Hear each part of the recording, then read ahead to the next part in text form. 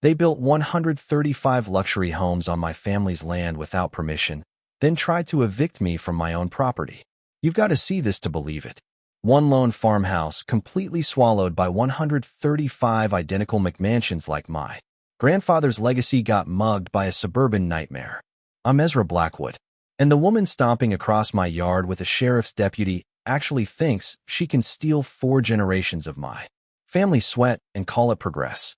Veronica Ashcraft-Toff slides out of her pristine white Tesla designer heels, immediately sinking into farm mud with that perfect squelching sound of karma, the accurate stench of wet concrete from her illegal development battles, the sweet honeysuckle my late wife planted.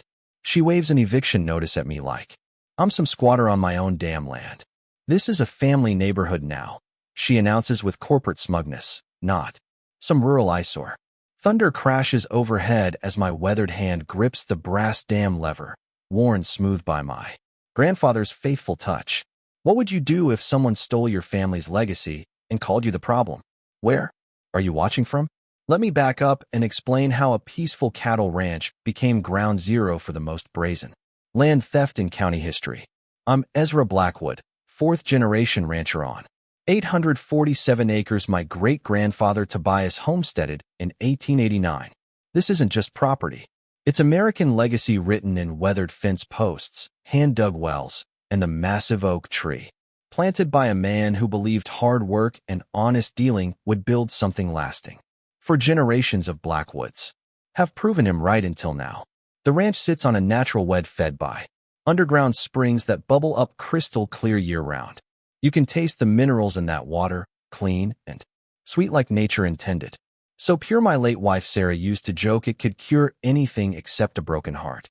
My grandfather built a small earthen dam in 1962, capturing spring runoff in a reservoir that feeds the creek winding through our entire valley. Sarah understood this land better than anyone. She wasn't just my wife for 26 years. She was an environmental scientist with a PhD who wrote her master's thesis on our exact watershed. Her research documented seasonal flood patterns, wildlife habitats, and the delicate balance that makes this ecosystem work. Losing her to cancer 18 months ago broke something in me that $127,000 in medical bills didn't help fix. Our daughter Emma calls from Seattle every Sunday, begging me to sell and move closer. Dad, it's just land, she says. Not understanding this ranch represents 4 generations of dreams, Sarah's life's work, and Emma's inheritance. Whether she wants it or not. Everything changed 2 years ago when neighboring rancher Jim Johnson died. His kids couldn't wait to cash out, selling 640 prime acres to Pinnacle Development Corporation for $3.2 million. These corporate vultures immediately offered me $2.1 million, probably figuring a grieving widower would take easy money and disappear. They figured dead wrong. When I politely told them my land wasn't for sale, not today, or ever, things escalated fast. Within 3 months, their surveyor had accidentally moved boundary markers 200 feet onto my property. By the time I caught the fraud, construction crews were breaking ground on Ashcraft-Toft Estates. 135 luxury homes starting at $485,000 each. Here's the criminal part. They built their community center, playground, and main entrance road entirely on my land using water from my springs without asking permission or paying a dime. The brass-bladed audacity was almost impressive.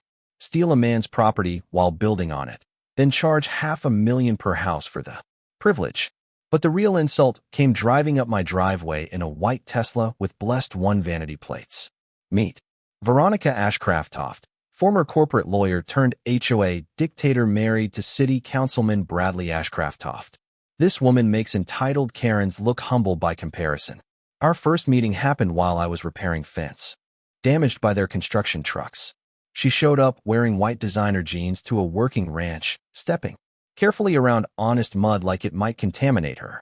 The sweet scent of Sarah's honeysuckle garden clashed with Veronica's suffocating perfume, something that smelled like artificial flowers drowning in chemical vanilla.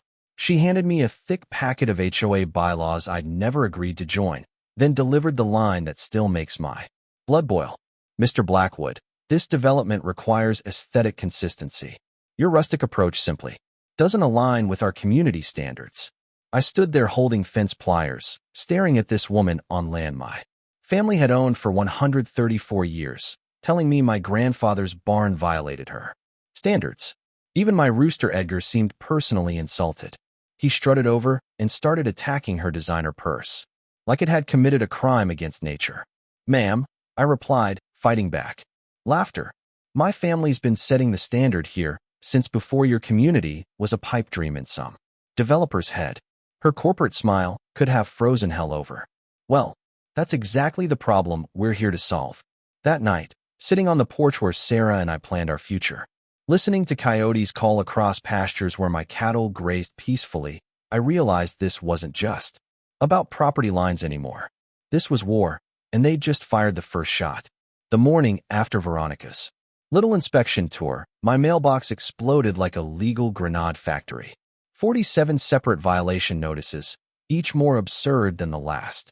Livestock odor on a cattle ranch. Unsightly agricultural structures.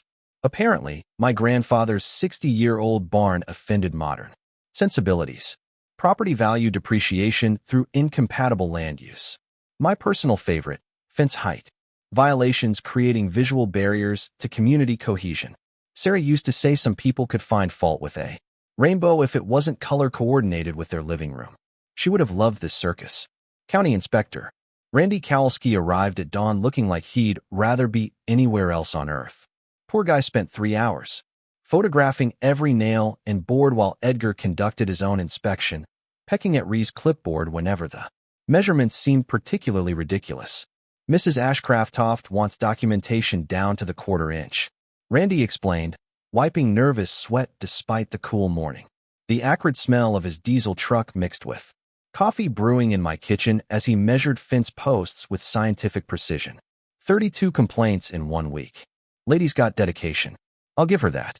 Each violation carried $500 daily. Fine starting immediately. Simple math. $23,500 per day unless I magically transformed a working ranch into suburban paradise overnight. At that rate, bankruptcy would arrive faster than winter. Time for professional warfare. Marcus Webb looked like he could arm wrestle a bulldozer and win. This ex-Marine turned property attorney spread survey maps across my kitchen table like battle plans, and within 2 hours started grinning like Edgar discovering an unguarded feed bucket. Ezra, they didn't just screw up, Marcus announced, pointing to overlapping boundary lines. They committed federal crimes, no environmental studies, no wetland permits, and they've been stealing your spring water without legal authority for 2 solid years. Marcus taught me something that should be common knowledge, but isn't prescriptive easement. When your family uses land continuously for over 20 years, you can gain legal ownership through use alone, regardless of who holds the paper deed.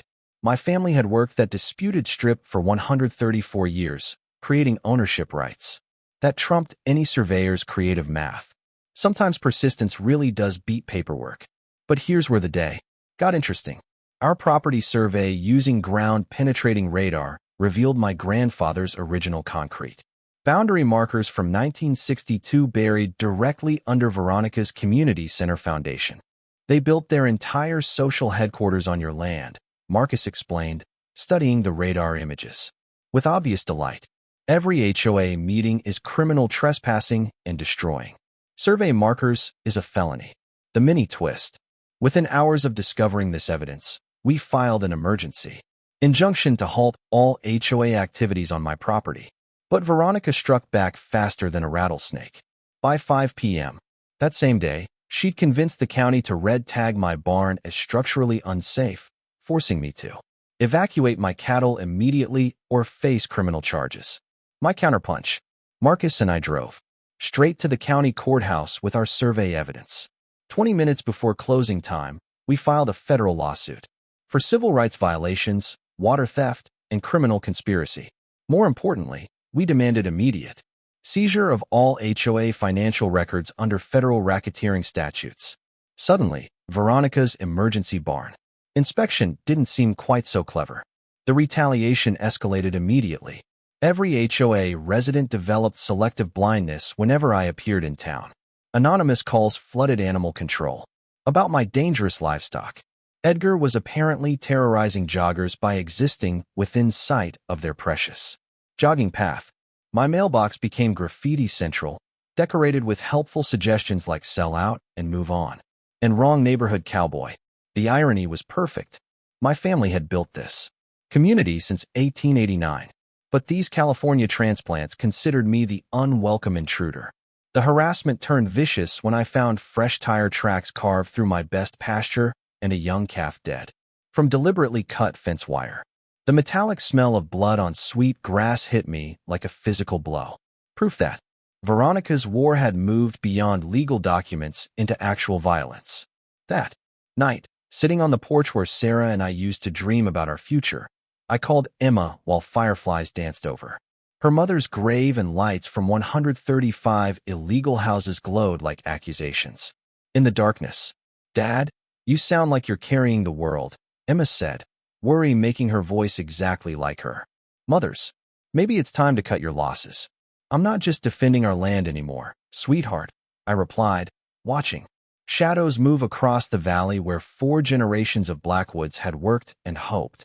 "I'm proving that ordinary people can still win when they stand up for what's right." After a pause filled with 2,000 miles of love and understanding, Emma whispered, "Then win, Dad, but don't you dare fight alone." That's when I realized this battle wasn't about property lines anymore.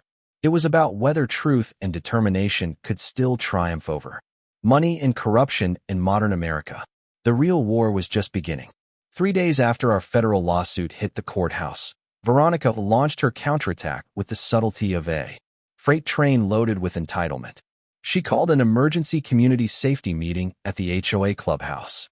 Ironically, the same building sitting illegally on my stolen land. The woman was using my own property to organize a lynch mob against me.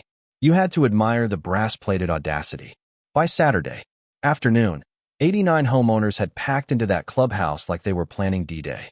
I could hear their voices from my front porch, carrying across the valley with the kind of righteous fury that only comes from people convinced their property values are under attack. The smell of afternoon barbecues mixed with car exhaust as families arrived for what Veronica had billed as protecting our children's future. Through binoculars, I watched her clicking through a PowerPoint presentation titled Agricultural Intrusion, the Hidden Threat to Family Safety. She actually used photos of my cattle as evidence of disease vectors, my barn as a structural eyesore, and poor Edgar as an aggressive wildlife attractant. According to her calculations, my existence was costing each homeowner $72,000 in lost equity. Sarah would have laughed herself sick. She used to say some people could find a conspiracy in a church potluck if the potato salad wasn't organized alphabetically. The antagonist's move. Veronica presented a petition to the city council demanding immediate agricultural rezoning restrictions and emergency eminent domain proceedings. She claimed my livestock posed health risks, my operations attracted dangerous predators, and my non-conforming structures violated new safety codes she'd helped write. My counterpunch. Marcus and I crashed that meeting uninvited, carrying Sarah's original 1994 environmental research and a briefcase full of federal documents that would ruin Veronica's day. The room went silent like someone had announced an IRS audit. Veronica's face cycled through surprise, rage, and what could only be described as existential panic. "Ladies and gentlemen," I announced, my voice cutting through the sudden quiet. "Since you're meeting on my property without permission, I thought I should introduce myself properly. I'm Ezra Blackwood, and my family has been protecting this watershed since 1889. Marcus spread Sarah's research across Veronica's presentation table like he was dealing winning cards. "Before we discuss property values, maybe we should talk about why this entire development violated federal law from day one." The revelation hit that room like a bucket of ice water. Most residents had no idea they'd bought homes in a federally protected flood zone. Sarah's research had documented seasonal water patterns that made residential construction not just inadvisable, but illegal under Clean Water Act protections. During her graduate studies, Sarah had learned something that proved crucial now. Developers often hide environmental problems by burying inconvenient research in bureaucratic filing systems where nobody looks. But when projects receive federal conservation grants, hiding that research becomes criminal fraud. Here's where the story gets really interesting. Marcus had discovered that Pinnacle Development received $3.20 $2 million in federal rural development grants, specifically designated for agricultural heritage preservation and watershed protection. They'd literally stolen taxpayer money meant to protect farmland, then used it to destroy the exact ecosystem they were supposed to conserve. Mrs. Ashcroft, Marcus announced to the stunned crowd, your developer didn't just break building codes. They committed federal grant fraud by using conservation funds to destroy protected wetlands, then covered it up by hiding environmental impact studies. Veronica's response dripped with corporate desperation. The important thing is moving forward with community stability, not getting bogged down in bureaucratic technicalities. That's when the room turned against her. Helen Morse, a retired environmental science teacher, stood up in the back. Are you seriously telling us we've been harassing the man whose dam has been preventing our basement from flooding for 60 years? Bob Patterson, a grizzled engineer, shook his head in disgust. I wondered why our insurance was so damn expensive. We're sitting in a natural floodplain, aren't we? Young father. Mike Torres looked genuinely panicked. Veronica, did you know about these environmental violations when you approved our construction permits? Amy Chun, a civil engineer, was already pulling up watershed maps on her phone. If that dam failed during heavy rain, how long before water reaches our foundations? The fear in that room became tangible, mixing with the scent of Veronica's increasingly frantic perfume reapplication as her carefully constructed narrative crumbled faster than a levee in hurricane season. 3 homeowners approached me quietly after the meeting. Helen, Army Corps veteran, Jack Castellanos, and Amy.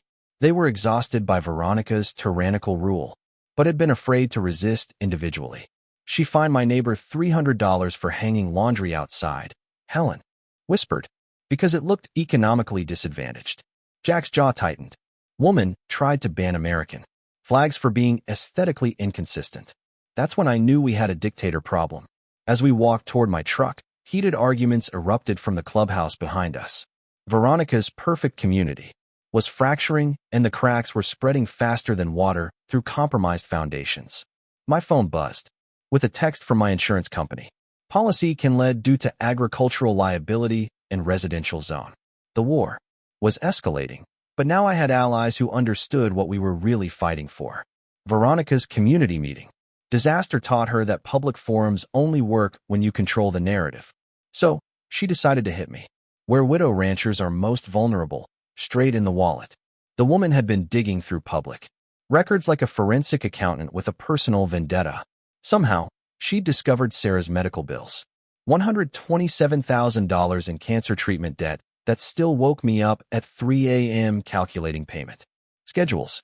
The metallic taste of panic filled my mouth when I realized how exposed that made me. On a gray Tuesday, that smelled like approaching rain and bad news, a process server arrived with legal documents thick enough to insulate a barn. Pinnacle Development was filing mechanics' liens against my property for $89,000, claiming their construction crews had improved drainage systems that benefited my ranch. The audacity was mind-blowing. They'd stolen my land, built on it illegally, then tried to bill me for watching them commit federal crimes. Marcus arrived within an hour, read the liens, and started laughing like Edgar discovering an unguarded feed bucket. Ezra, they just committed legal suicide. You can't bill someone for unrequested work on their own property. It's extortion wearing a business suit. He explained something called quantum Merriwood, a legal principle that protects property owners from exactly this kind of scam. It's like a plumber breaking into your house, replacing perfectly good pipes you never asked him to touch, then demanding payment for improvements you didn't want. Courts absolutely hate contractors who pull this nonsense, especially when it involves stolen property. Within days, Veronica launched a coordinated financial assault from multiple directions. State environmental officials suddenly needed to investigate cattle waste runoff based on anonymous complaints. Child Protective Services received reports about unsafe rural environments despite me having no minor children. My property taxes jumped 340% overnight when the county mysteriously reclassified my agricultural land as development-ready commercial property. But her desperation created the opening Marcus had been waiting for. He filed for emergency court-ordered discovery of all HOA financial records. And what we found was better than Christmas morning. Veronica's landscaping company, Ashcraftoff Garden Designs, had received $400,000 in no-bid contracts over 2 years. She'd been paying herself with homeowner fees to install overpriced decorative plants and aesthetic improvements that nobody had voted to approve. Self-ding violations opened the entire HOA board to personal bankruptcy through liability lawsuits. The real smoking gun was buried in city council minutes. Bradley Ashcraftoff owned 12% of Pinnacle Development Corporation. The man voting on zoning permits was financially invested in the company receiving those permits. Even small-town corruption usually tries to hide the paper trail better than that. The stress tsunami hit me during routine evening feeding when crushing chest pain dropped me to my knees in the middle of the pasture. The smell of fresh hay mixed with my own fierce sweat as I crawled toward the fence, gasping like a landed fish while my cattle watched with boing concern. 20 minutes later, paramedics were loading me into an ambulance that reeked of disinfectant and other people's emergencies. Mr. Blackwood, stress is literally killing you, Dr. Patricia Ross explained in the ER, her voice cutting through medication fog with professional urgency. Your blood pressure could power Christmas lights. Whatever war you're fighting, it's not worth dying over. Emma caught the first flight from Seattle, arriving at my bedside, looking exactly like Sarah when she got terrible news, determined, terrified, and ready to manage everyone within shouting distance. Dad, this is completely insane, she said, gripping my hand while heart monitors beeped reassuringly nearby. It's just land. Mom wouldn't want you literally dying to defend grass and cattle. The foredrip made everything fuzzy around the edges, but my conviction remained crystal clear. It's not just land, sweetheart. It's proof that honest people can still build something lasting in a world that increasingly rewards corruption over character. Emma's eyes filled with tears. That broke my heart because they looked exactly like her mother's. Then let me help you fight, but promise me you won't carry this burden alone anymore. That night, while organizing Sarah's research papers for potential estate planning, I discovered her master's thesis buried in a cardboard box of academic work, watershed management and flood control in rural communities, a case study of Millfield County drainage systems. The cover page made me sit upright despite exhaustion. Her research had focused specifically on our property, the dam, underground springs, and downstream flow patterns that controlled water movement throughout the entire valley. But her handwritten margin notes stopped my heart completely. Natural floodplain extends 2.3 miles downstream during 50-year precipitation events. Current development proposals ignore critical drainage patterns and would create catastrophic flooding during major storm systems. Sarah had predicted this environmental disaster 28 years ago, and her research contained detailed calculations showing exactly how much water would flow where when nature decided to reclaim its floodplain. My brilliant wife hadn't just studied this watershed. She'd handed me the blueprint for Veronica's inevitable destruction. Thunder rumbled across the valley like Sarah's voice whispering from the grave. Sometimes the most powerful thing you can do is let nature take its course. Reading Sarah's thesis at 2 a.m. felt like receiving a love letter from beyond the grave, except this ghost came armed with 28 years of environmental science and enough legal ammunition to level a corrupt development. The coffee had gone cold hours ago, but I couldn't stop turning pages. Sarah's research was meticulous, brilliant, and absolutely devastating to everyone who'd been tormenting me. The smell of old paper mixed with the lingering scent of her perfume that somehow still clung to these documents after all these years. Every page revealed another environmental protection law that Pinnacle Development had violated. Sarah had documented seasonal water flows, wildlife migration patterns, and soil composition with the precision of a scientist who knew her work might someday matter to someone she loved. But page 47 stopped my heart. Federal wetland designation maps.